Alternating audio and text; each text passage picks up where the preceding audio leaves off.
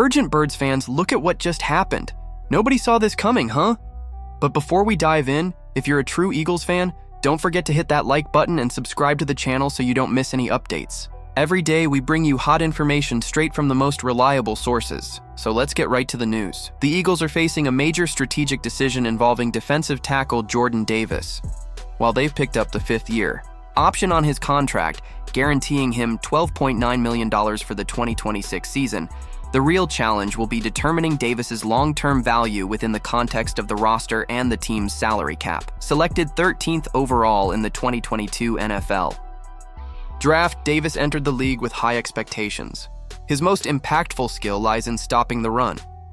However, his playing time has been decreasing, down from 45% of defensive snaps in 2023 to just 37% during the 2024 regular season, and even further to 21% in the playoffs on the road to Super Bowl LX. Under defensive coordinator Vic Fangio, Davis's role remains valuable but specific.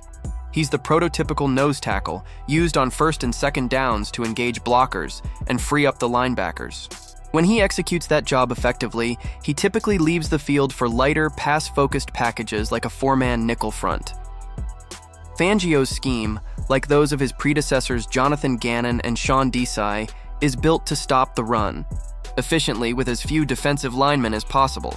However, when the run defense falters, Fangio isn't afraid to bring in 5 or even 6-man fronts, making the presence of a true nose tackle like Davis indispensable. The problem is that the Eagles currently don't have a reliable backup for Davis on the offseason roster.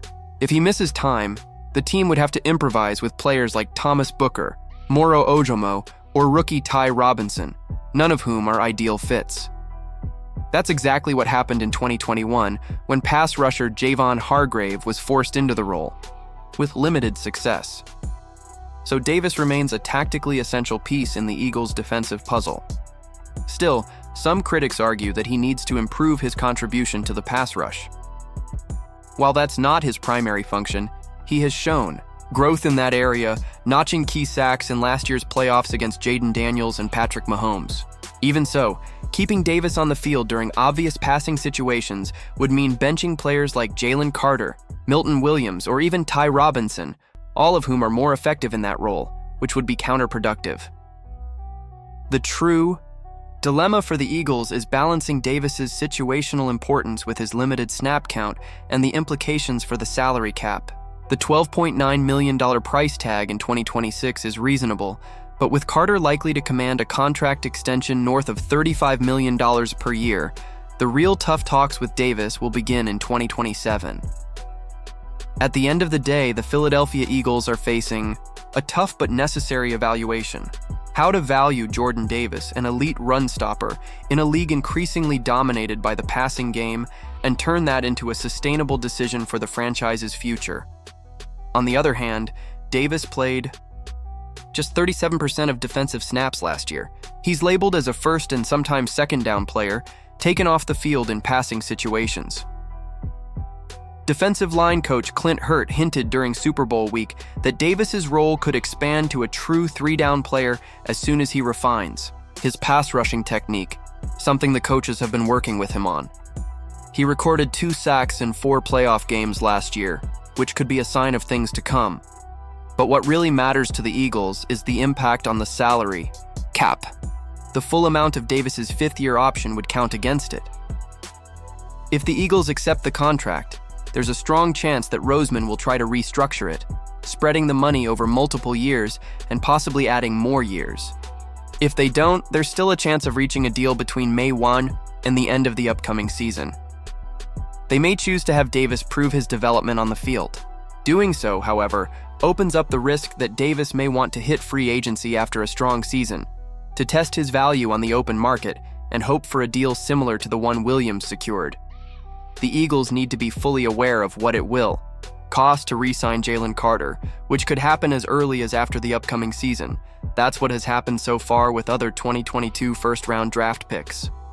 Headlines, no flashy announcements, just a quiet pick that's now being seen as a true steal, a hidden gem that, according to experts, could be worth as much as a $150 million superstar. Even with a track record of ups and downs when it comes to scouting new talent, the Eagles went back to doing what they do better than most, spotting potential where others only see average stats. And that's exactly what sets a regular team apart from a championship-caliber organization. While other teams chase big names, Howie Roseman and his staff dig deep into the draft, hunting for key pieces. And what did they find? Quarterback Kyle McCord from Syracuse University.